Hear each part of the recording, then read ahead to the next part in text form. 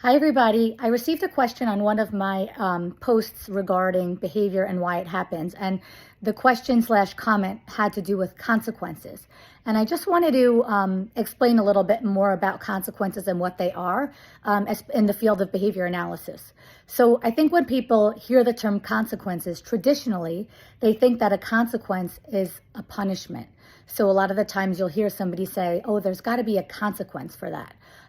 Meaning that there's sort of a negative connotation associated with the word consequence. However, a consequence is simply anything that follows a behavior that makes that behavior more likely to occur in the future or less likely to occur in the future, will make it decrease. And there's three types of consequences. There's reinforcement, which will make a behavior increase in the future. There's punishment.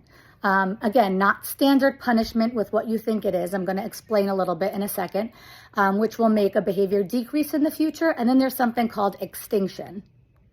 So reinforcement.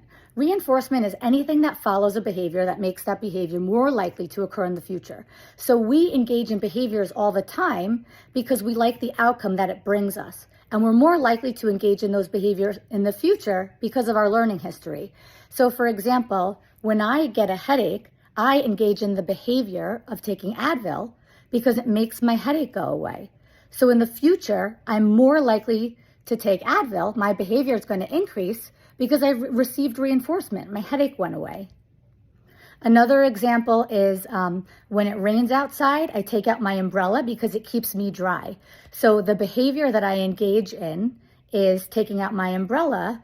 And the consequence is that it keeps me dry. So in the future, when it rains, I'm more likely to take out my umbrella because in the past, it's kept me dry. And now punishment is anything that follows a behavior that makes it less likely to occur in the future. And when I speak about punishment, I'm not talking about it in a traditional sense. I'm just talking about it simply in behavior analysis. Punishment is anything that follows a behavior that makes it less likely to occur in the future.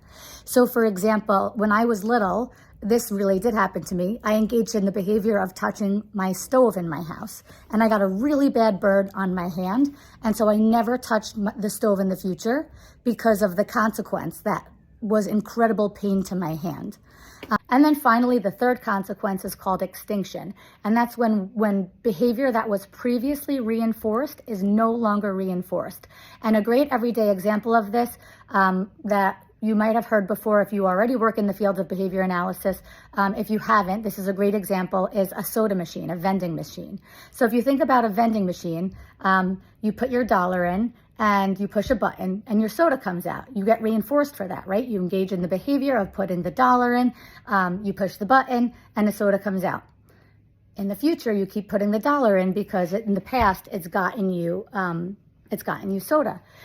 However, one day you go to that vending machine and you put the dollar in, you push a button, and no soda comes out. So now you engage in all of these types of new behaviors because the behavior that you used to engage in is no longer working. So maybe now you kind of hit the machine a little bit, or you shake it, or you even try to put your hand under it through the slot because you've been reinforced for this in the past. You put your dollar in, you get the soda. Why isn't it working? It's not working. So those are all new behaviors you're going to engage in. However, over time, your behavior of going to that vending machine and putting a dollar in to get a soda is going to decrease because you're no longer reinforced for that. And again, I just want to emphasize that this is a lot more complex than what I just explained.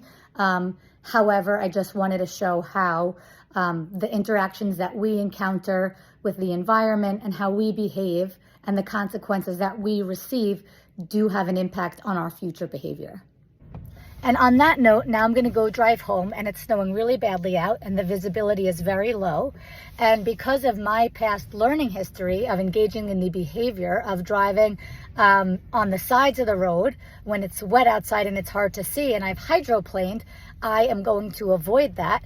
My behavior will decrease because of the future, I had received punishment. My car swerved, and that was a little bit scary. So in the future, when it's really, the weather's really bad outside and it's hard to see and it's wet, I drive in the middle road, in the middle of the road, if there's 3 lanes, because I don't want to hydroplane.